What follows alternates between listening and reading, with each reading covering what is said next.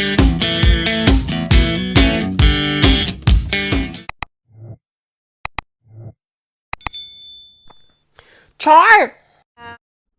Hello mga kababayan, this is Bri and you are watching again my short vlog.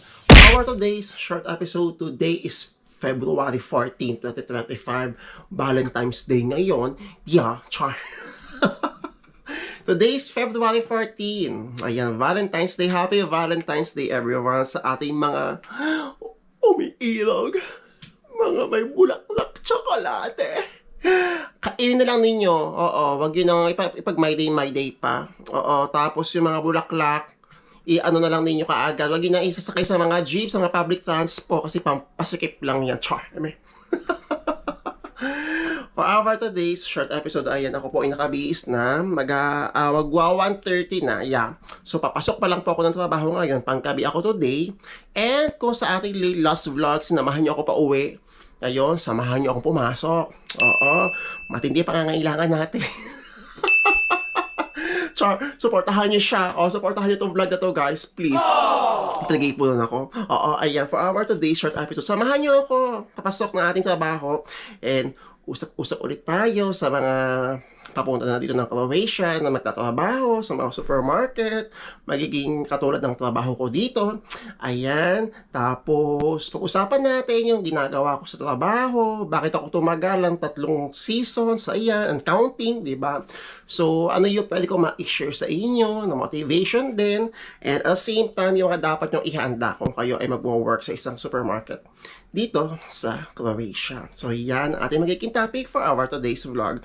But before anything else, if you haven't yet subscribed and if you are new to this channel, please help me to reach 13,000 subscribers. We are almost 13K, guys. Please subscribe na kayo. Make it 1 million. Char! Oo, i-click natin yan. Magiging malaki yung ating community. Oo, sama-sama tayo aahon sa laylayan. Oo, ganun ang mindset dapat. Ayan, so lalabas na ako ng bahay, guys. And then, tara, mag-walkouton tayo. Papasok ng trabaho. So, see you later. Ayan na, guys. Ito na naman tayo. Sumusulungan naman tayo sa ulan. Oo, dahil pupush natin itong vlog na to sa mas malayo tayo maglalakad. Oo, para mas mahaba-haba ang usapan natin. Ganyan ako, guys. Ganyan ko kayo kamahal. Char! I'm free.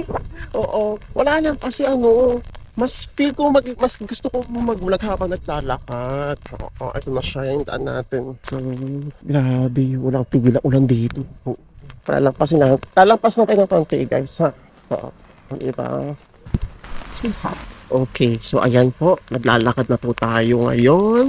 And mag-usap-usap lang ulit tayo, magkakamustahan ulit tayo. Isang linggo na naman ang nakalipas. Opo, ayan. May status na ba? May update na po ba sa mga nahihintay natin mga working permits and visas? Nakabasa tayo ng mga ilang forms of organization. Dumating na mga working permits and visas kahapon. Congratulations sa inyo. So, di ba, kahit pautay-utay, pakunti-kunti, may mga progress, may mga nababalitaan tayo, mga lumalabas ng mga permits and visas, palipad ng March, di ba? So, congratulations po sa inyong lahat, and I hope na tayo po ay magkita-kita lahat dito sa Croatia. And speaking of magkita-kita sa Croatia, oo, ayan, maraming mga kabayang madadeploy sa supermarket, ang trabaho dito sa Croatia.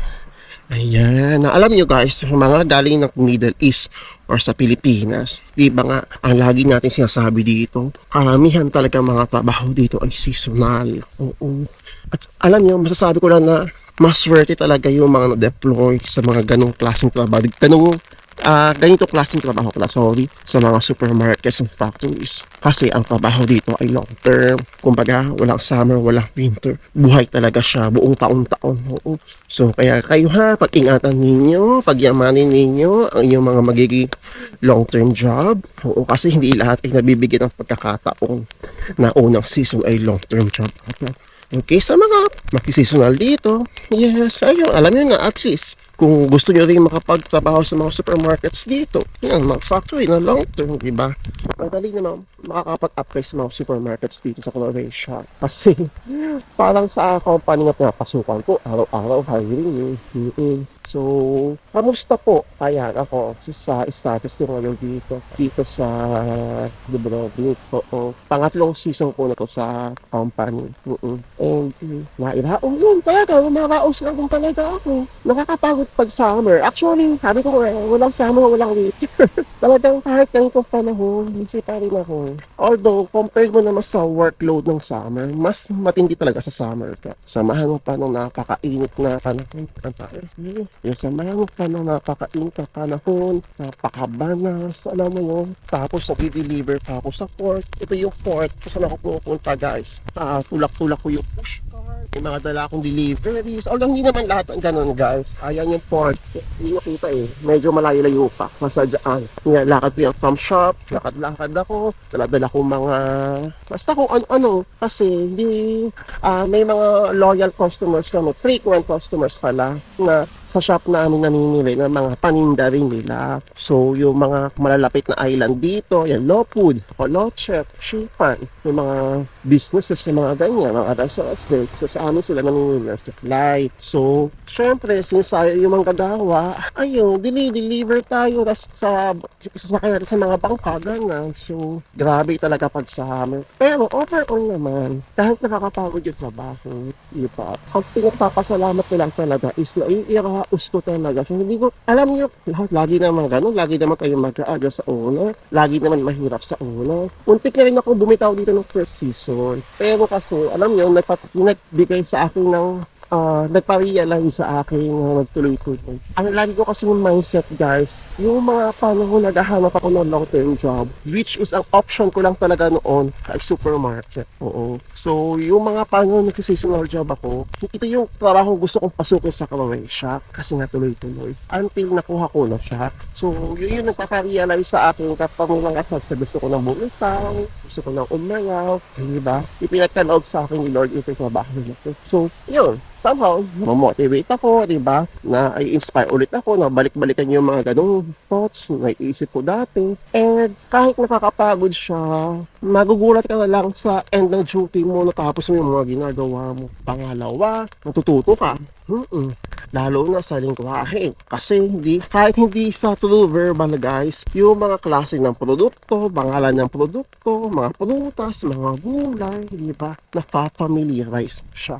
So, malaking tulong din talaga yung trabaho ko sa supermarket kasi natututo ako ng lingwahe. And, ayun, ayokong basagin yung excitement niyo, guys. Okay? Alam ko na marami sa atin kasi ang dami nag-message sa akin na cashier lang yung trabaho ko dyan, cashier lang yung trabaho. Yeah, siguro may possibility kung talagang kahera kayo dito. Pero, i-expect nyo rin talaga na mag-all around kayo. Okay? Walang wala sa position yan. Oo. Hindi kayo, walang titingin kung ano ba. Kasi, napapansin ko kasi minsan, parang, ewan ko ha, sorry guys ha, kung may ma-offend. Pero, napapansin ko sa karamihan sa inyo na ayaw nyo yung ginagawa ng mga nagre-refill.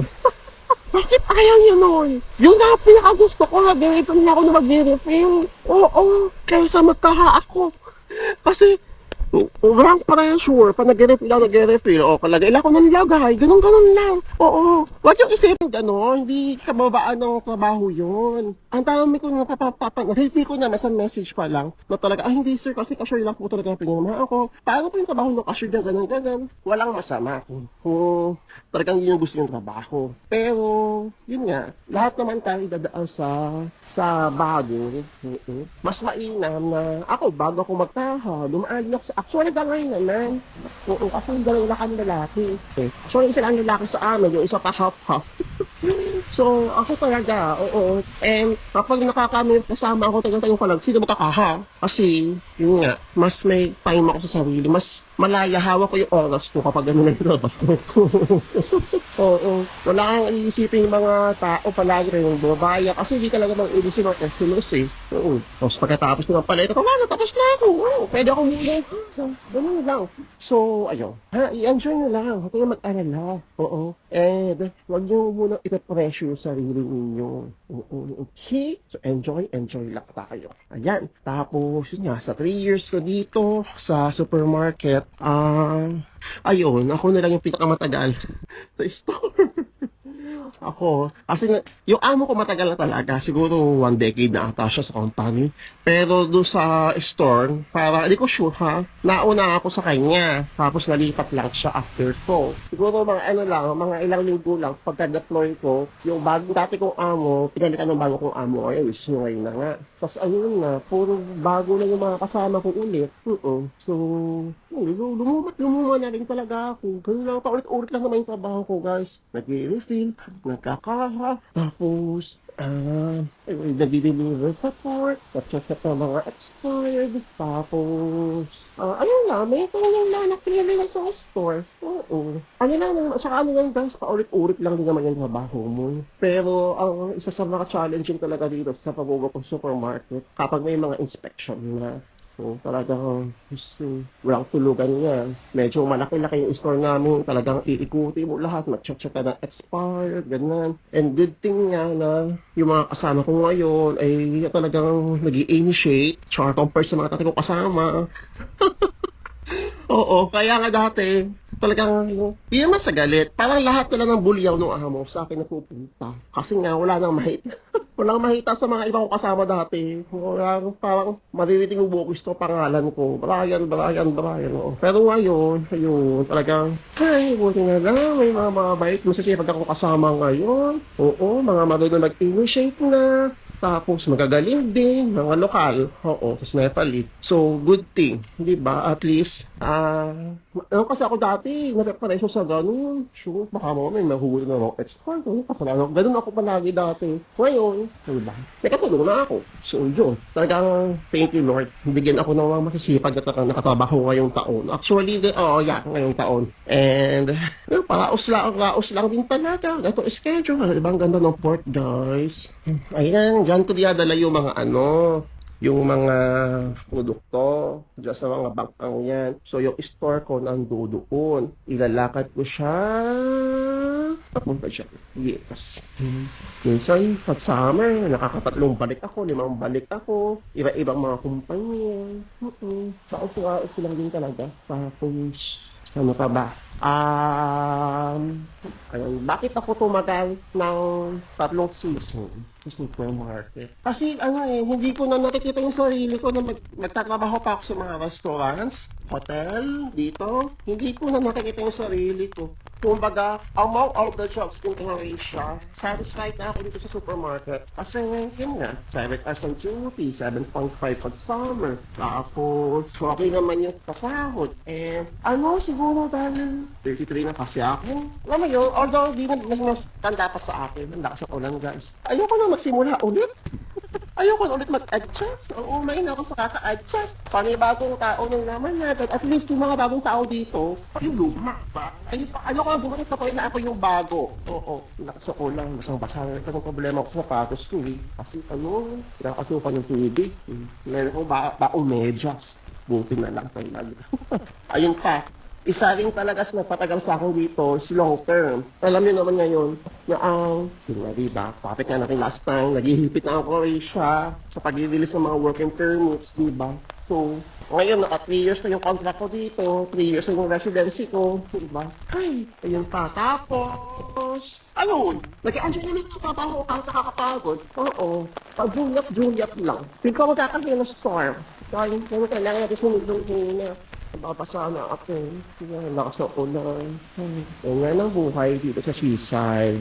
Bakit kasi ako naglalakad? Bakit ka naglalakad? Ayaw mo mag-bus. Ang mahal kasi ang pamasahe. Diba? Paala nyo lang, paano lang kayo.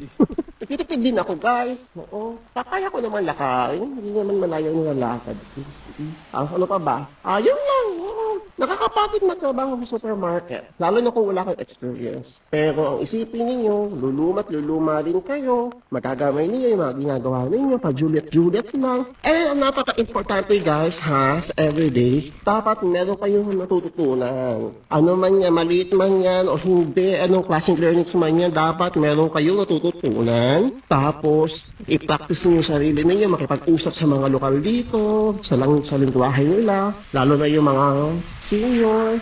Ayan. Tapos, ayun, i-enjoy nyo lang talaga. Worth it siya, worth it, yes. Kasi, wag nyo, na may stock lang kayo sa unang offer sa inyo. Basta sabi ko nga, diba, hindi madamot ang provision sa increase, hindi madamot ang provision sa opportunity. Kapag nakita nila na deserve mo ng increase, deserve mo, anong mako ang deserve mo, yung pagkakaloob nila sa'yo. Basta, maging initiative lang tayo sa lahat ng bagay, maging responsable, kahit minsan nakakapag-reklamo tayo, diba? And ang mahalaga is i-enjoy nyo lang talaga yung ginagawa ninyo, kahit ano pang pagod yan. So, good luck sa mga madadeploy sa mga ganitong klaseng trabaho, and sana is makaahon tayo lahat sa kahirapan, makaahon tayo sa laylayan. Oo. Okay, so malapit na ako yung store ko, guys. So if you have any more questions or suggestions, i-comment nyo lang. Malay nyo, yan ang ating next content sa ating vlog. And good luck sa mga naghihintay ng mga working permits and visas. And alam po, gusto yung pasasya ninyo, pero kapit lang. Lalabas din ang inyong mga meeting.